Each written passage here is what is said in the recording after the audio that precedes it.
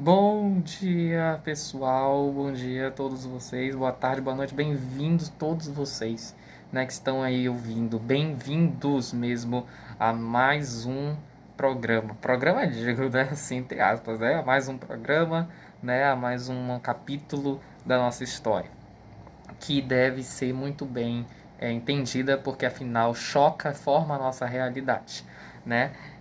Então, vamos lá começando, né? Sobre o nosso assunto de hoje, que é os primórdios da Era Vargas. Bom, irmãos, queridos, vamos lá. Eu quero relembrar para você antes, né? Porque vai que tem alguém aqui que está nos visitando, né? Que está aqui nos conhecendo o canal.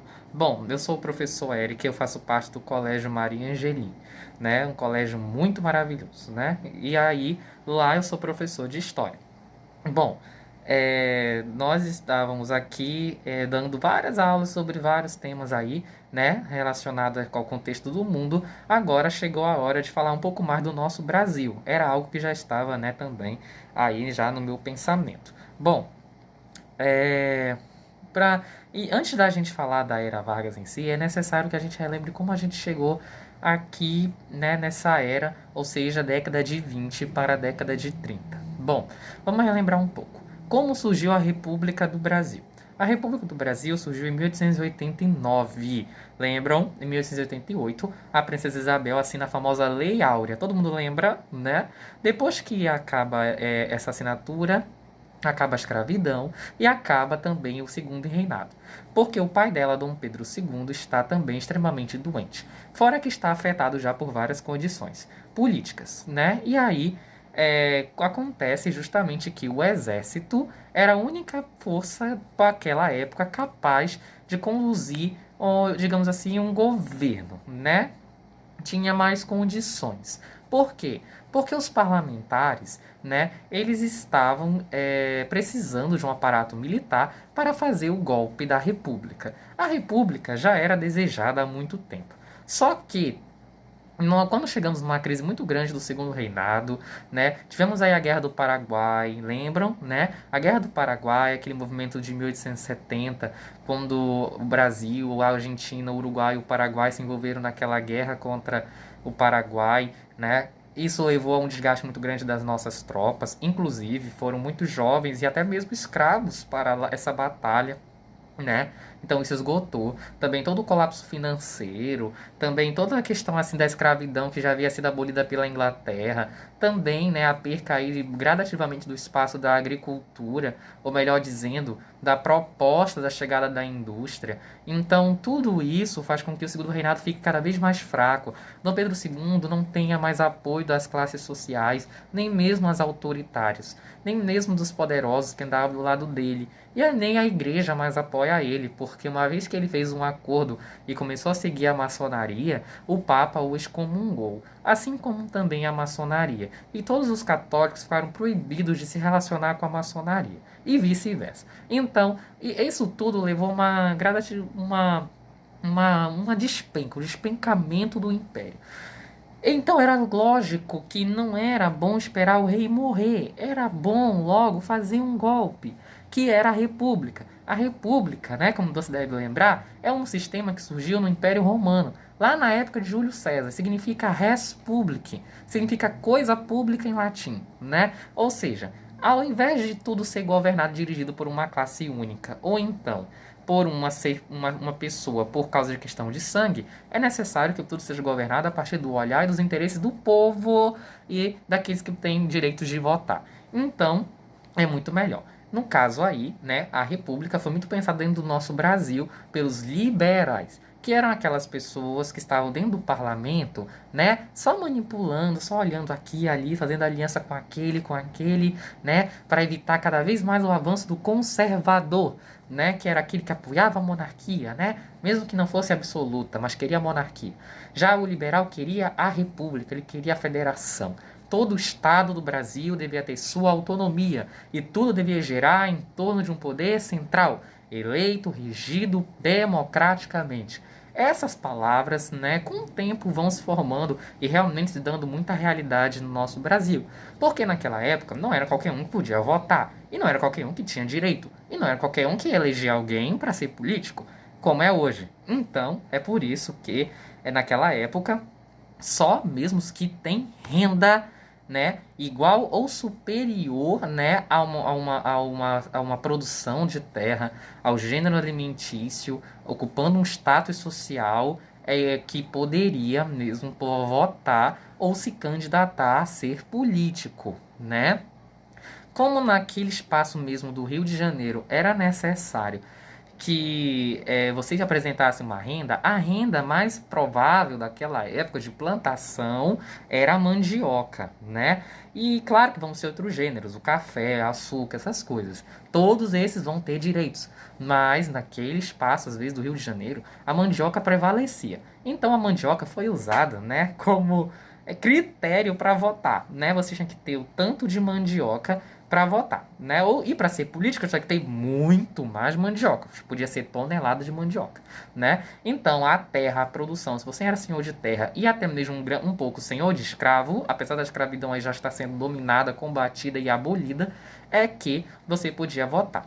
Se o voto é baseado na renda da pessoa, esse voto significa que ele é censitário, tá? Anota logo isso aí. Significa que esse voto é censitário, né? Se o voto se restringe somente então a alguns, significa que esse sistema segue uma política da elite.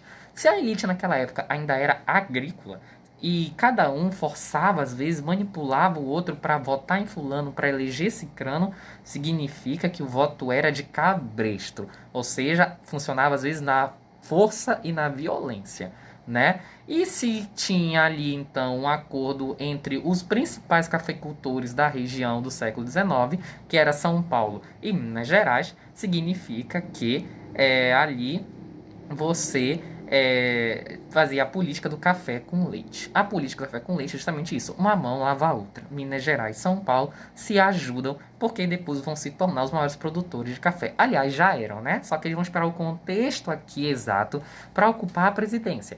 Você já deve ter assistido séries, programas de televisão, onde o trono, um rei, ser rei, é uma coisa assim que se fulano não for rei, é o fim do mundo, acabou para todo mundo e parece que a vida de todo mundo está em jogo, não é verdade? Acredite ou não, assim foi a questão da nossa presidência.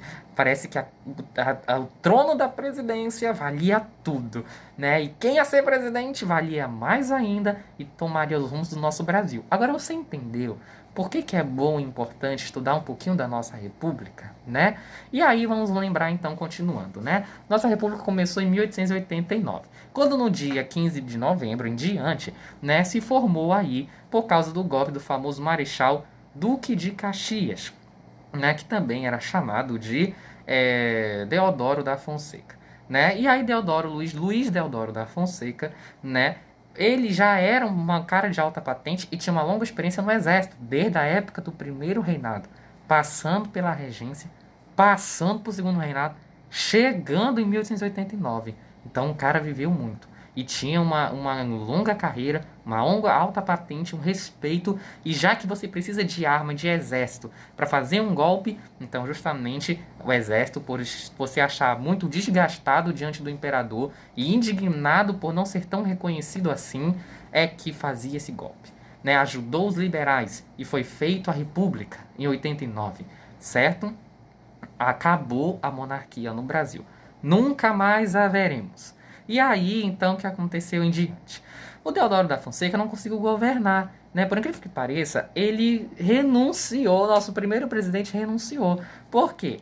Porque como ele era do exército, os outros grupos sociais se viam muito mais indignados e injustiçados. Então a Marinha, principalmente, é um deles. E começou uma revolta da Marinha chamada Revolta do Rio de Janeiro da Marinha, né? A revolta do cadete, né? Então foi uma coisa assim que estourou, né? Também havia muita pressão por parte dos cafeicultores, né? E outros agricultores, senhores de terra. Por quê? Porque já que eles estavam querendo continuar com a escravidão, entre outras coisas, A industrialização, que era uma coisa que estava começando a ser apoiada pelo Deodoro, não satisfez, né? Não os satisfez. Então houve uma pressão dos liberais, houve uma pressão dos conservadores que até exigiam o retorno da monarquia. Então é uma bagunça demais. O Brasil, né, ficou essa bagunça. Deodoro não aguentou nem 2 anos, então renunciou. E aí assumiu o vice dele, Floriano Peixoto, que também era do exército. E ele assumiu todas as confusões que vieram para cima dele, incluindo uma outra revolta que estourou, que foi a revolta federalista do Rio Grande do Sul. A revolta onde o Rio Grande do Sul queria mais uma vez se separar do Brasil, né? E aí então toda a questão do exército, a questão de arrumar as coisas foi complicado, né? Mas ele resistiu, ele ficou mais de 3 anos na presidência, né? E depois que ele acabou seu governo, reduzindo mais as desigualdades no Brasil, dando mais valor para os cafeicultores e ainda sendo, né, aguentando a pressão dos exércitos e dos marinheiros, é que ele sai, né, e assume então um cafeicultor lá de São Paulo, né? Esse vai ocupar a presidência até 1906. Seria Rodrigues Alves. Então Rodrigues Alves, né, foi esse cara. Depois ele vai assumir, depois que ele morre, né, ele não vai reassumir. E aí assume o vice dele, Delfim Moreira, né? Contudo, né, Rodrigues Alves era de São Paulo, e os líderes de Minas Gerais pretendiam indicar um mineiro ao pleito seguindo a política do café com leite que eu já contei para você. Os paulistas rejeitaram a ideia, porque Alves não tinha tomado posse e, portanto, devia ser um outro paulista que devia ocupar a presidência. Aí você já entendeu de onde sai o conflito, né? Então, o que aconteceu foi que, né, Minas Gerais ficou em atrito com São Paulo.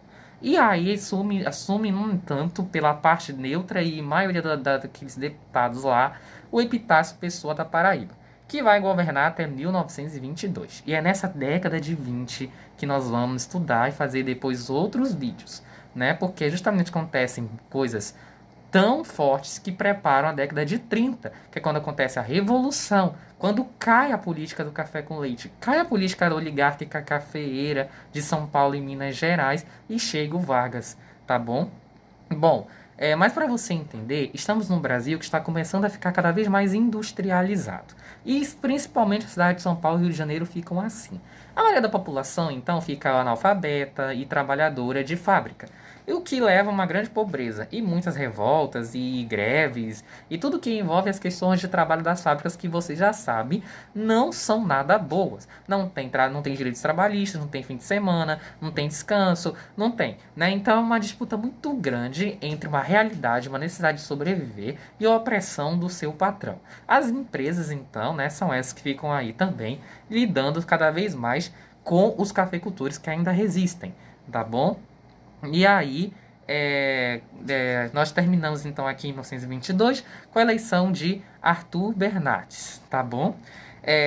E aí, para você entender, né, por isso que existe um tipo de arte no Brasil que surge nesse tempo, que é, no caso, da artes que valorizam os operários e mostram as contradições do Brasil, que é ao mesmo tempo agrário e ao mesmo tempo industrial, né? Inclusive vou tentar mostrar aqui para você, ó, essa figura que com certeza você já viu em algum lugar, né? Você com certeza já viu essa figura, né, chamada Os Operários da Tarsília do Amaral, né? Justamente uma artista que pintou o Brasil dessa forma, os prédios atrás e vários tipos de pessoas sujeitas aí a esse sistema. Tá bom? Foi a chamada Semana da Arte Moderna de 1922, ocorrida em São Paulo. Houve exposição de pinturas, esculturas, literaturas e várias apresentações musicais. Inclusive, vários artistas estavam lá presentes, né? Escritores de literatura e tudo mais. Né? Para você conhecer mais,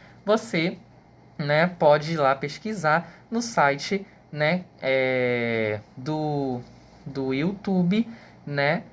Chamado Coros número 10, tá bom? Coros com CH, tá bom, gente? Então, para fechar essa introdução da década de 20, né, nós temos aqui um problema que depois vai ser fundamental resolver, né, na época, que é a origem do Partido Comunista. O Partido Comunista, você já sabe, é aquele que defende os ideais do comunismo. O comunismo também você deve lembrar. É uma ideologia lá de 1917, na época da Revolução Russa, quando Lenin, inspirado em Karl Marx e aliado ao seu amigo, né, antes era o Julius Martov e depois para ser o Leon Trotsky, inauguraram o comunismo na Rússia, que tem como base, né, fazer uma igualdade de distribuição de bens no país, livrando-se da dominação capitalista e talvez sendo mais poderosa que ele, acabando com as noções de propriedade privada e de competição de mercado. Acontece que na prática isso nunca dá certo, como foi o caso da Rússia. E se tornou uma ditadura terrível, dando origem a guerras civis, a perseguições, às mortes, inclusive de muitos civis, né? Levando uma pobreza muito maior da população na Rússia e a queda lá do sistema dos imperadores russos, tá? Inclusive vai ser a saída da Rússia da Primeira Guerra Mundial. Então, para você entender, né, que justamente apesar de tudo, o Stalin renovou, restaurou esse comunismo e pôde levar aí ao longo dos países ao redor da Rússia e que chamou de União Soviética.